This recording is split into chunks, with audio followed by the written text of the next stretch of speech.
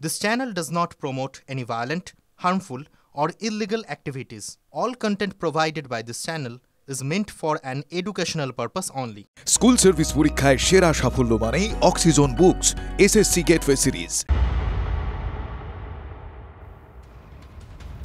School service commission বা এসএসসির দাগি তালিকায় কি দেখলাম আমরা? শাসক নেতাদের ছড়াছড়ি। এবার দাগি পূর্ব মেদিনীপুরের জেলা পরিষদ সদস্য। তালিকার 976 নম্বরে নাম জেলা পরিষদ সদস্য পলাশ কুমার বর্মনের। কোলাঘাট পঞ্চায়েত সমিতির পূর্ত কর্মাধ্যক্ষের মেয়ে জামাইও।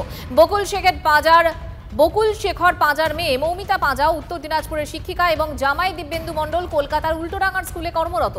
স্কুল সার্ভিস পরীক্ষায় সেরা সাফল্য মানে oxygen books SSC gateway series. আমার জামাই হচ্ছে কেমিস্ট্রিতে ও পিএইচডি করেছে, ওর ডক্টর দিব্যেন্দু মণ্ডল, এবং খুব ব্রিলিয়ান্ট স্টুডেন্ট। দুটো হাইকোর্টে কেস করেছে, তার নাম্বার আছে, এবং তারপর সুপ্রিম কোর্ট করেছে। আবার সম্ভবত আজকে হাইকোর্টে মনে হচ্ছে আবার একটা কেস ফাইল করতে যাচ্ছে। এটাকে একবারে অপ্রাসঙ্গিক বলে আমি মনে করি এই যে রেজাল্টটা। শেষ হওয়ার লাস্ট দিন আমি যদি টাকা দিয়ে করতাম তাহলে আমি অ্যাপয়েন্টমেন্টটার পাওয়ার সঙ্গে সঙ্গে গিয়ে জয়েন করতাম। আমি ওয়েট করতে কেন যে লাস্ট দিন পর্যন্ত যে ভ্যালিডিটি শেষ হবে সেই দিন কি আমি জয়েন করবো। সুপ্রিম কোর্টে আবার ওখানে কাউন্টার এফিডেভিট করেছি, কিন্তু তা সত্ত্বেও কোনো কিছু আমাকে ইনফরমেশনও দেওয়া হয়নি, কোনো ইয়ে হয়নি। যে চাকরি চলে যাক বা যাই হোক, ইনফরমেশনটা দিয়ে দাও যে কিসের জন্য আমার কত নাম্বার। আমার ওখানে যে তালিকা দিয়েছিল ওইটা 2022-এর তালিকা দিয়েছিল, কিন্তু ওটা তো আমার প্রথম দিকে দেওয়া হয়নি যে আমি কত নাম্বার অ্যাকচুয়ালি পেয়েছি। তো আমাকে ওয়েবসাইটে কত দেওয়া হয়নি যে আমি জানতে পারবো যে কত। আমি পরীক্ষা দিয়ে চলে গেছিলাম। আমি এখানে গুজরাটে একটা ভালো জায়গায় চাকরি করি, যথেষ্ট আমার ভালো বেতন ছিল। এখন প্রধান দাবি ওএমআর সিটটা প্রকাশ করা হোক। অবশ্যই, আমি এটা অনেক আগে থেকে বলছি। এবার বিধানসভার বাইরের ছবিটা আপনাদেরকে দেখাবো, কারণ এসএসসি ইস্যুতে বিধানসভার বাইরে বিক্ষোভ বিজেপি বিধায়কদের, এবং আপনাদেরকে জানিয়ে রাখি চাকরি চুরির অভিযোগ তুলে বিক্ষোভ বিজেপি।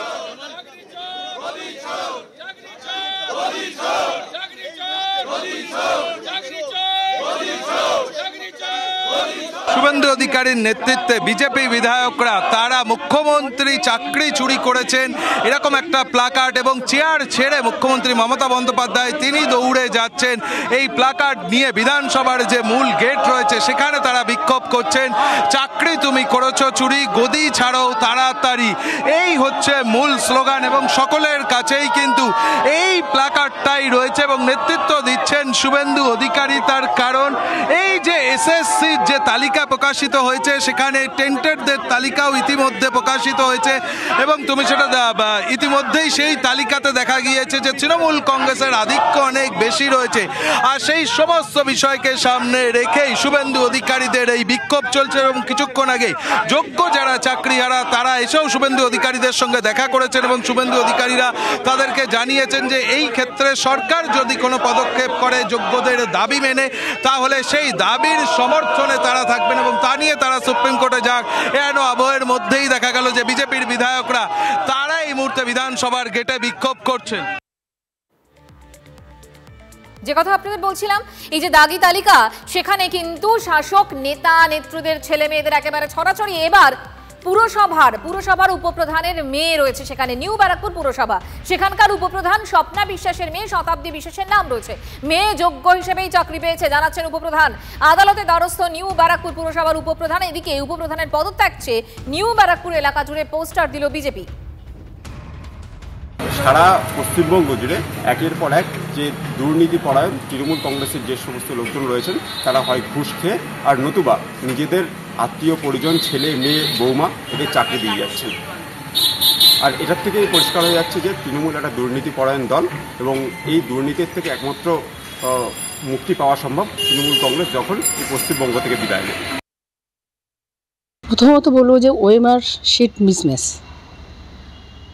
সেকেন্ড হচ্ছে স্বচ্ছতার সঙ্গেই আমার মেয়ে পড়াশোনা করেছে, আর সার্টিফিকেটও স্বচ্ছতা, সেটা যাচাই করে দেখতে পারে। পরীক্ষা দিয়েছে, ওর বিয়ে হয়েছে 2012 সালে আর কি, আর আমি তো ভাইস চেয়ারম্যান হয়েছি এই 22 সালে। এবার সে পড়াশুনো করে নিজের যোগ্যতা অনুযায়ী মানে পরীক্ষা দিয়েছে আর কি। এবার এটা হলো কেন আমি তো আর বলতে পারবো না। দ্বিতীয় কথা, ওরা নিশ্চয়ই আইনের পথ অবলম্বন করবে, আইনের পর ভরসা আছে। এসএসসির দাগিদের তালিকায় তৃণমূল ঘনিষ্ঠদের ছড়াছড়ি। এবার বাগদার তৃণমূল পঞ্চায়েত সমিতির সভাপতির মেয়ে, তারও নাম সেই তালিকায়। 878 নম্বরের নাম রয়েছে মৌসুমীর। যোগ্য হিসেবে চাকরি পেয়েছে, সত্যি সামনে আসবেই। মেয়ের নাম দাগিদের তালিকায় থাকায় মন্তব্য পঞ্চায়েত সমিতির সভাপতি সুদেবী মণ্ডলের। আমার মেয়ে জেনুইন ভাবে পরীক্ষা দিয়ে তার যোগ্যতায় চাকরি পেয়েছে। লিস্টের বিষয়টা তো আমার বিষয় না, ওটা আমি বলতে পারবো না। তবে এইটা আমি বলতে পারি আমার মেয়ে যোগ্যতায় চাকরি পেয়েছে। চন্দ্রমন্ডলের সাথে কি আপনাদের যোগাযোগ ছিল? না না, একই তো গ্রামের বাড়ি? একই গ্রামের না, আমাদের বাড়ি হচ্ছে রামনগর কুড়িলিয়া সিট, ওনাদের বাড়ি মহাভাগ্নে।